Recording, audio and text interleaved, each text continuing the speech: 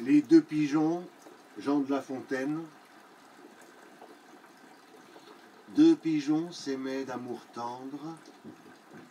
L'un d'eux, s'ennuyant au logis, fut assez fou pour entreprendre un voyage en lointain pays. L'autre lui dit: « Qu'allez-vous faire? Voulez-vous quitter votre frère?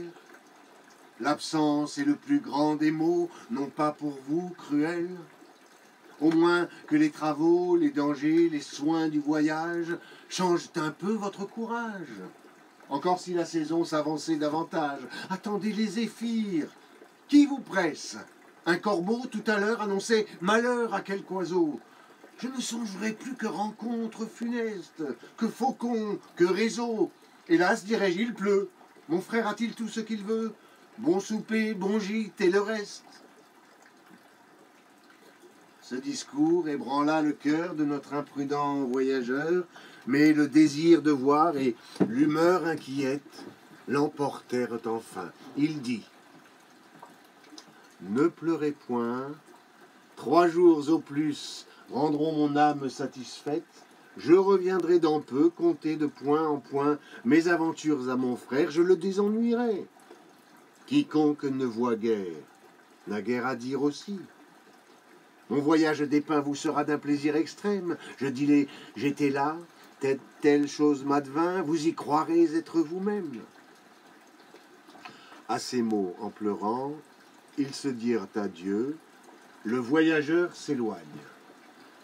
Et voilà qu'un nuage l'oblige de chercher retraite en quelques lieux. Un seul arbre s'offrit, tel encore que l'orage maltraita le pigeon en dépit du feuillage.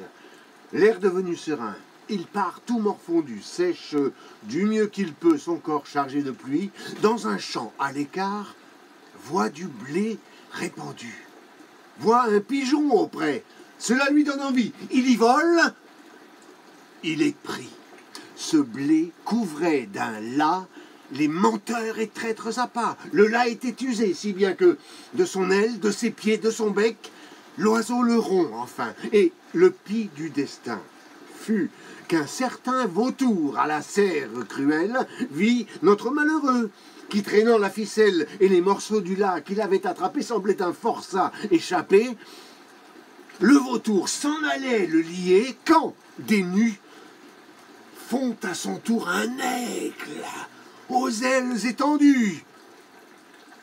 Le pigeon profita du conflit des voleurs, s'envola, s'abattit auprès d'une masure, crut pour le coup que ses malheurs finiraient par cette aventure, mais un fripon d'enfant, 7 âges et sans pitié, prit sa fronde, et du coup tua plus d'à moitié la volatile malheureuse, qui, maudissant sa curiosité, traînant l'aile et tirant le pied, demi-morte et demi-boiteuse, droit au logis, s'en retourna que bien que mal elle arriva sans autre aventure fâcheuse.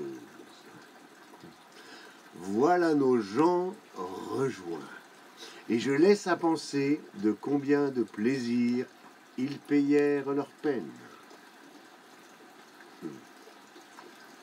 Amants, heureux amants, voulez-vous voyager? Que ce soit aux rives prochaines. Soyez-vous l'un à l'autre un monde toujours beau, toujours divers, toujours nouveau. Tenez-vous lieu de tout, comptez pour rien le reste. J'ai quelquefois aimé. Je n'aurais pas alors contre le Louvre et ses trésors, contre le firmament et sa voûte céleste, changer les bois, changer les lieux, honorés par les pas, éclairés par les yeux de l'aimable et jeune bergère, pour qui sous le fils de Cythère je servis, engagé par mes premiers serments. Hélas, quand reviendront de semblables moments? Faut-il que tant d'objets si doux et si charmants me laissent vivre au gré de mon âme inquiète? Ah, si mon cœur osait encore corps se renflammer? Ne sentirais-je plus de charme qui nous guette? Ai-je passé le temps d'aimer?